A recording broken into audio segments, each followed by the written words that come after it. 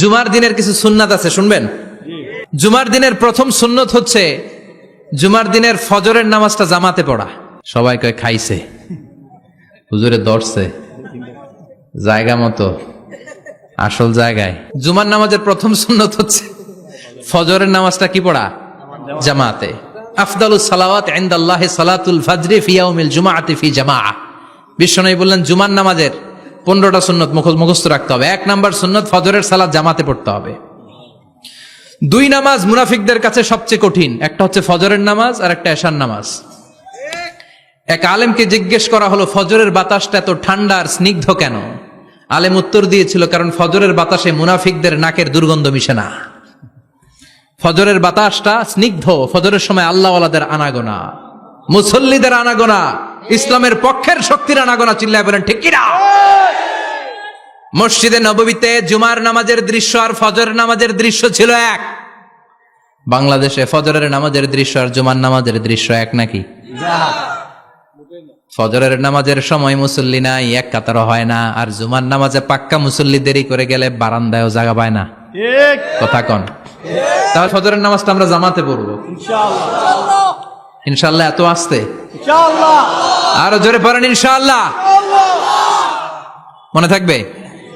ইমাম সাহেব কে? মসজিদের ইমাম কই? হাফেজ সাহেব কই? কালকে দেখবেন যে কি অবস্থা হয় ফজরের সময়। জুমার নামাজের মতো ভিড় হবে, আসা যাবে না। কথা কয় না? 2 নাম্বার সুন্নাহ হচ্ছে আসিওয়াক, মেসওয়াক করা। মাতফারাতুন লিল ফাম মারদাতুন লিররাব। মেসওয়াক করলে দাঁত পরিষ্কার থাকে, আল্লাহ খুশি হয়ে যায়। বিশ্বনবী বলেছেন যদি আমার উম্মতের জন্য কষ্ট না হতো প্রত্যেক নামাজের আগে মেসওয়াক করা আমি ফরজ করে দিতাম। মেসওয়াক ছিল বিশ্বনবীর জীবনের শেষ আমল। এই মেসওয়াক করে বিশ্বনবী শেষ নিঃশ্বাস ত্যাগ করেছেন। আপনার নবী, আমার নবী, ওনার জীবনের সর্বশেষ আমল ছিল কি? সুবহানাল্লাহ কইবেন না?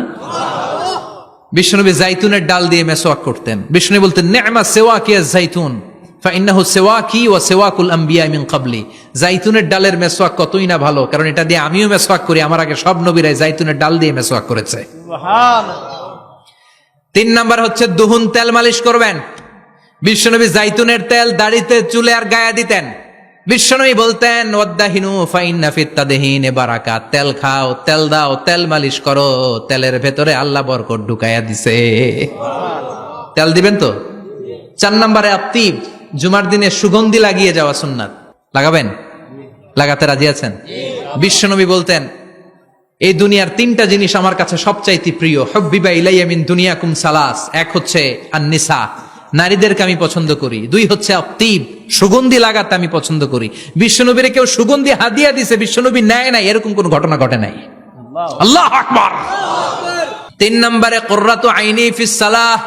নামাজের মধ্যে যখন আমি দাঁড়িয়ে যাই আমার চক্ষুটারে ঠান্ডা করে দেয় কে? আবার বিশ্বনবী বলতেন আরবাউন মিন সুনানিল মুরসালিন। 4টা সুন্নাত সব নবীদের সুন্নাত। 1 নম্বরে আল হায়া মানে লজ্জা। আরেক বর্ণনা এসেছে আল খিতান মানে সুন্নাতে খাতনা, এটা সব নবীদের ছিল। আর সেওয়াক, সব নবীরা মেসওয়াক করেছেন। আত্তিব, সব নবীরা আতর লাগিয়েছেন। আর নিকাহ, সব নবীরা বিয়েও করেছেন। চিল্লায় পড়েন আল্লাহু আকবার। 5 নম্বর সুন্নাহ হলো আল লিবাস আহসানা সিয়াব, সুন্দর জামা পরা। নট নেসেসারি যে নতুন জামা হতে হবে, পুরাতন জামাও ধুয়ে আয়রন করে পরলে একটা সৌন্দর্য আছে না নাই? ইন্নাল্লাহা জামিল ওয়া ইউহিব্বুল জামাল। আল্লাহ নিজে সুন্দর, সৌন্দর্যকে আল্লাহ পছন্দ করেন। পৃথিবীতে সবচেয়ে সুন্দর কে? ইন্নাল্লাহা ইউহিব্বু আইয়ারা আসারা নি'মাতিহি আলা আবদি। আল্লাহ তার বান্দার উপর তার নেয়ামতের ছিটেফোঁটা দেখতে চান। আপনি যদি ধনী হন দামি জামা পরবেন, সুন্দর জামা পরবেন। অনেকে আছে অনেক ধনী কিপটুসের মতো সিরা জামা পরে, আছে না নাই? আপনি ধনী মানুষ, আপনি সিরা জামা পরছেন কেন? আপনার যে সম্পদ আছে এটার বহিঃপ্রকাশ আল্লাহ দেখতে পছন্দ করে। আপনাকে যে আল্লাহ কি নাজ নেয়ামত দিয়েছে, অহংকার ছাড়া স্বাভাবিক বহিঃপ্রকাশটা আল্লাহ দেখতে পছন্দ করে। কোন সুবহানাল্লাহ। এরপরে 6 নাম্বার হলো ইকসারুস সালাহ আলান নবী, বিশ্বনবীর উপর বেশি বেশি দুরূদ পড়া। বিশ্বনবী বলতেন জুমার দিন শ্রেষ্ঠ দিন, এই দিন আমার উপর বেশি বেশি দুরূদ পড়ো। ফাইন্না সালাতাকুম মা'রুদাতুন আলাইয়া। কেননা তোমরা যে আমার উপর দুরূদ পড়ো, আমি মরে যাওয়ার পরে এই দুরূদগুলো কে পাঠিয়েছে তার নাম, তার বাবার নাম সহ ফেরেশতারা আমার কবরে দিয়ে আসে। সুবহানাল্লাহ। সাহাবারা বললেন ইয়া রাসূলুল্লাহ কাইফা সালাতুনা মা'রুদাতুন আলাইক। আপনি মরে যাওয়ার পরে আমাদের দুরূদ কেমন করে আপনি দেখবেন? ওয়াকাদ আরিমতা, আপনি তো পচে গলে মাটির সাথে মিশে যাবেন। বিশ্বনবী বলেন, ইন্নাল্লাহা হাররামা আলাল আরদি আন তাকুলা আজসাদাল আম্বিয়া, নবীদের লাশকে খেয়ে ফেলা, নবীদের লাশকে পচিয়ে ফেলা জমিনের সব মাটির জন্য আল্লাহ হারাম করে দিয়েছে। নবীদের লাশ পচে না, নবীদের লাশ গলে না। যারাই বিশ্বনবীর উপর দুরূদ পড়বেন, আপনার নাম সহ, আপনার বাবার নাম সহ, মালাইকাতু সাইয়াহিন, একদল ফেরেশতা আছে শুধু রাউন্ড দেয় গোটা ওয়ার্ল্ডে। কারা বিশ্বনবীর উপর দুরূদ পড়েছে, এই দুরূদ নিয়ে, এই নাম নিয়ে বিশ্বনবীর কবরে তারা পৌঁছে দেয়। চিল্লায় পড়েন আল্লাহু আকবার।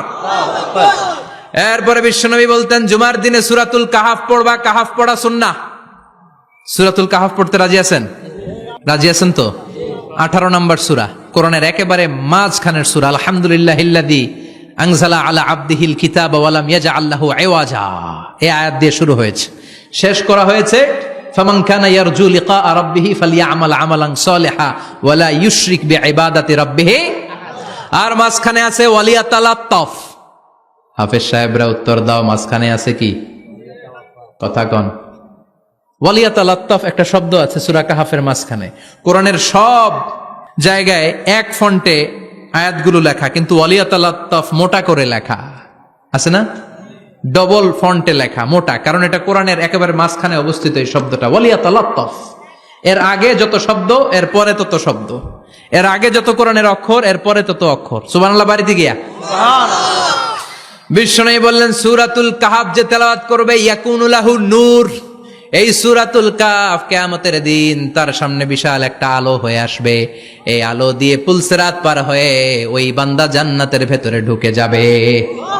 আবার বিশ্বনবী বলেন, যারা সূরাতুল কাহাফের প্রথম 10 আয়াত তেলাওয়াত করবে জুমার দিন, শেষের 10 আয়াত যারা জুমার দিন তেলাওয়াত করবে, দাজ্জালের ফিতনা থেকে তাদেরকে মুক্ত রাখবে কে? সুবহানাল্লাহ পড়বেন না? সূরাতুল কাহাফ দিয়ে সকাল শুরু করতে রাজি আছেন? সবাই রাজি? এরপর আত-তাবকির ইলাল মসজিদ, মসজিদে আগে আগে যাওয়া সুন্নত। আগে যিনি যাবে উনি কি পাবে? তারপরে গরু, তারপরে বকরি, তারপরে মুরগি, মুরগির পরে ডিম না আন্ডা? আন্ডা। আল মাশিউ আলাল ইকদাম, বিশ্বনবী বললেন হেঁটে হেঁটে জুমার নামাজে যাওয়া সুন্নাহ। রিকশা, হুন্ডা, সাইকেল, সিএনজি দিয়ে গেলেও হবে, কিন্তু হেঁটে হেঁটে গেলে সওয়াব বেশি না কম? প্রতি কদমে কদমে আমল নামায় সওয়াব দিয়ে দিবে কে? এরপরে বিশ্বনবী বললেন, আদামু তাখাত্তি রিকাবান নাস, মানুষের ঘাড় ডিঙ্গিয়ে সামনে না যাওয়া সুন্নাহ। অনেকে জুমার দিন আসে, সবার শেষে বসতে চায় সামনে, এরকম ডাকাইত আছে না নাই? বিশ্বনবী জুমার খুতবা দিচ্ছেন, হঠাৎ এক সাহাবী সব সাহাবীর ঘাড় ডিঙ্গিয়ে ডিঙ্গিয়ে সামনে আসতেছে বুলেটের মতো। বিশ্বনবী বললেন, থামো, এজেলেস, বসো মিয়া, ফাকাদ আযাইতা ওয়া আনাইতা, আসছো দেরি করে, আবার মুসল্লিদেরকেও কষ্ট দিচ্ছ। যেখানে জায়গা পাবেন ওইখানে বসবেন, মানুষের ঘাড় ডিঙ্গিয়ে সামনের কাতারে যাওয়া এটা ঠিক না। এজন্য জুমার দিন আগে আগে আসার চেষ্টা করবেন। রাজি আছেন তো? এরপরে বিশ্বনবী বললেন, দুখুলুল মসজিদে রাকাতাইন, জুমার নামাজের দিন মসজিদে ঢোকার পরে 2 রাকাত পড়া সুন্নত। কয় রাকাত? রাজি আছেন? কবলাল জুমা, বাদাল জুমা। অনেকে প্রশ্ন করে, বাদাল জুমা 4 রাকাত, মসজিদে পড়লে 4, ঘরে পড়লে 2, কিন্তু কবলাল জুমা সুনির্ধারিত নয়, অনির্ধারিত। মা কদ খুদ্দিরা লাক, যত আপনার তৌফিকে কুলায়, 2 রাকাত করে করে 2, 4, 6 ইমাম সাহেব খুতবা দেওয়ার আগ পর্যন্ত। আপনি যদি আধা ঘন্টা আগে যান, আপনি 10 রাকাত পড়তে পারবেন। চিল্লায় বলেন ঠিক কিনা?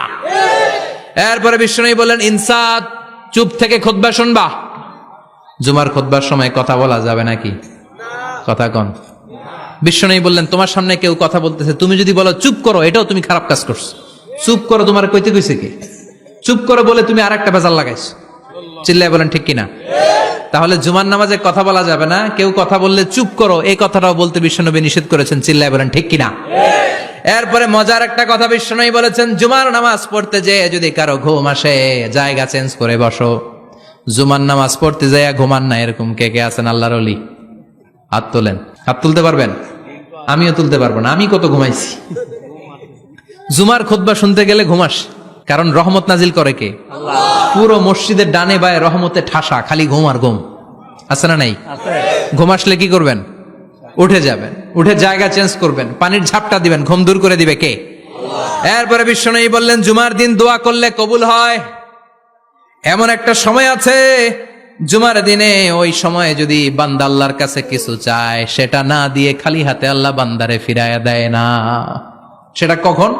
অনেক ইখতিলাফ আছে, বেশিরভাগ মুহাদ্দিসিন বলেছেন জুমার দিন আসরের নামাজের পর থেকে মাগরিবের আগ পর্যন্ত, বিশেষ করে মাগরিবের আগের আধা ঘন্টা, এই সময় আল্লাহর কাছে বান্দা যদি কিছু চায়, এই দোয়া আল্লাহ ফিরিয়ে দেয় না।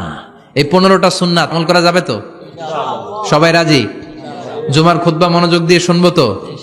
আগে আগে আসবো তো? দোকানপাট বন্ধ করে জুমার নামাজের ভাবমূর্তি রক্ষা করব তো?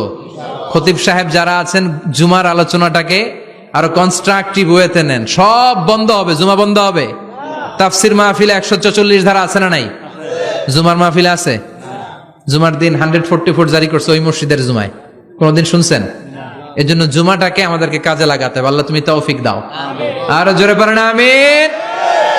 সুবহানাকাল্লাহুম্মা বিহামদিকা আশহাদু আল্লা ইলাহা ইল্লা আনতা আস্তাগফিরুকা ওয়া আতুবু